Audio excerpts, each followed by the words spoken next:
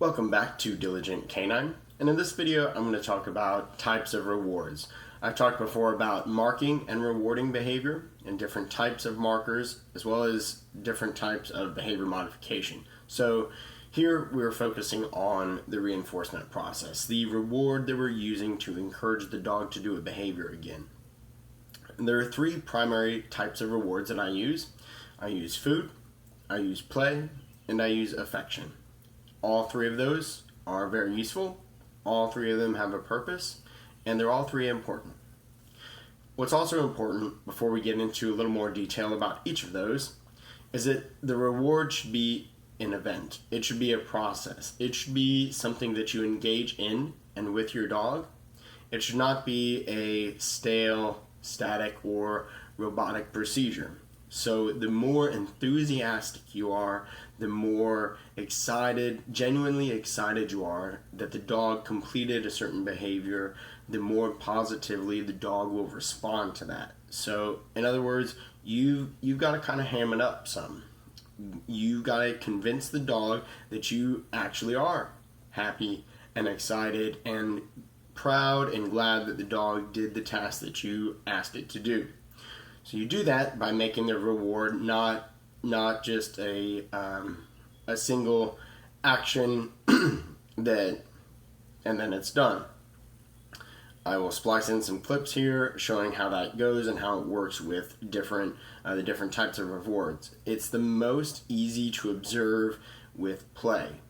So specifically with a ball, when you think about rewarding your dog for, say, sitting, you say sit, he sits, you say yes or click and throw the ball. There's no way to not engage that. It's a very engaging process. The dog, to actually receive his reward, has to go get the ball or chases the ball is oftentimes rewarding.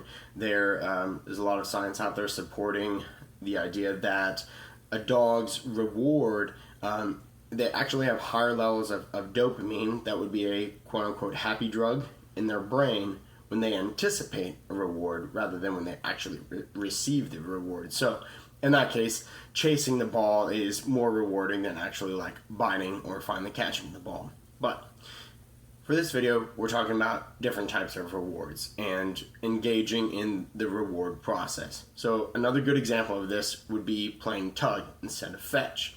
If you just kind of like let your arms hang like limp noodles while your dog bites on a tug, it probably won't stay engaged very long. But if you are pulling and moving the tug and shaking it, then the dog is going to stay engaged with that. It's by its very nature, the game of tug is a process. It takes both of you doing something for it to actually be a game. Otherwise, one of you is just dragging the tug around with the other attached to it. So let's take a look at what that looks like in live action. Go. Yes. Puss. Yes.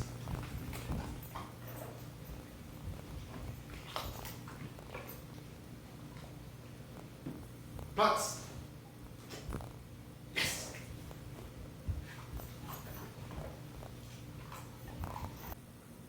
Puss. Yes. Oh. Aus. Place. Yes.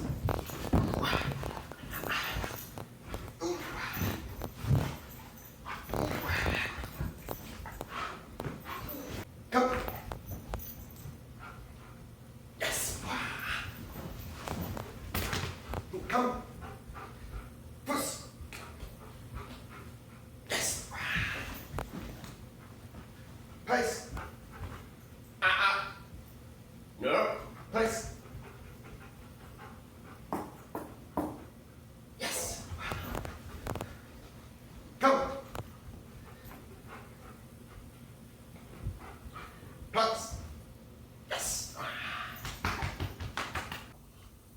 Okay, so you saw in each of those 4 videos with the food, the ball, the tug, and the praise or affection that I tried to be pretty animated in my response. When I was actually delivering the reward, I was moving around, I wanted to be excited, I wanted to throw a little party for my dog and let them know that I was genuinely excited that they performed a certain behavior correctly. So with that said, let's talk about those different types of rewards. Starting with praise or affection. A lot of people think that their dogs innately should or want to both give and receive affection. This isn't always true. Dogs have very diverse personalities. Some like to give affection, some like to get affection. Some like both, some like neither. So it's important to pay attention to what your dog wants, and we'll get to more of that in a second.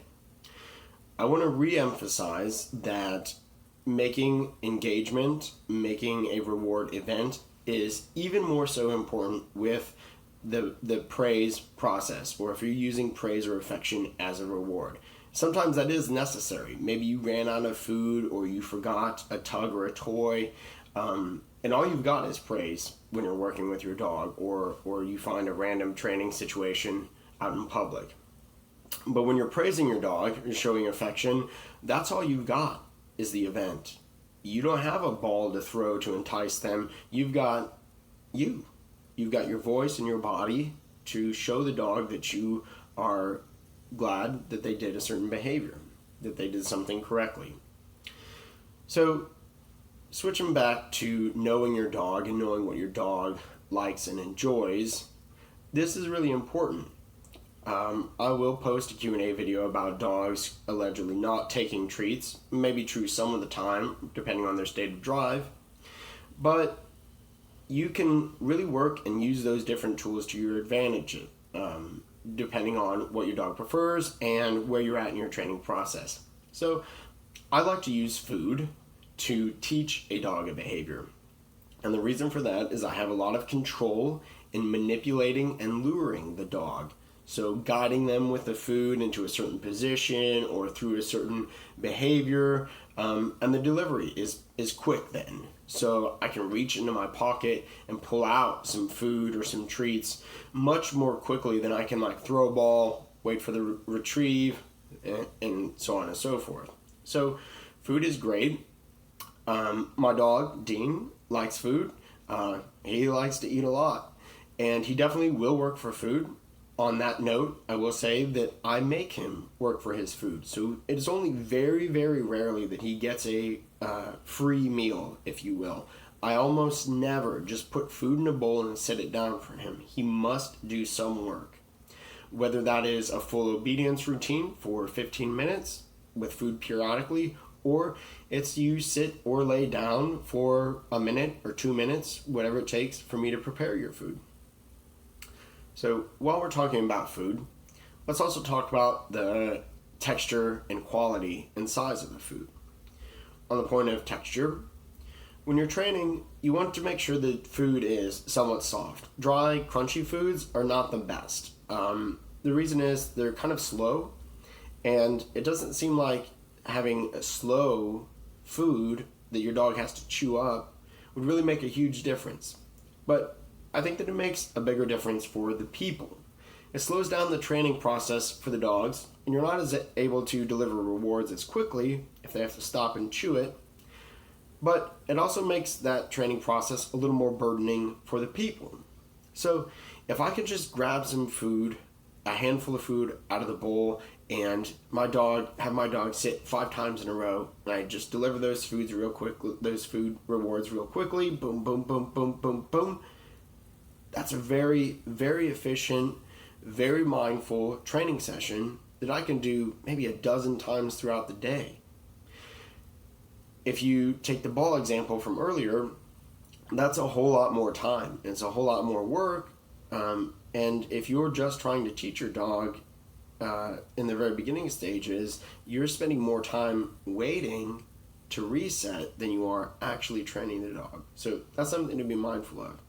That is true as well with the size of the food. So you don't want it to be too big because for the same reasons, the dog will have to stop to chew it up.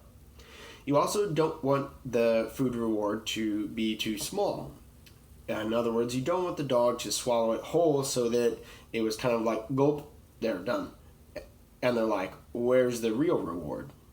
Type of situation. So again, this will depend on the size of your dog. You want it big enough that they can't swallow it whole, but you also want it small enough that they don't really have to stop and chew on it. As far as the quality of your food rewards, this is important as well. And I will post a Q&A about dogs that won't take a treat, like I said.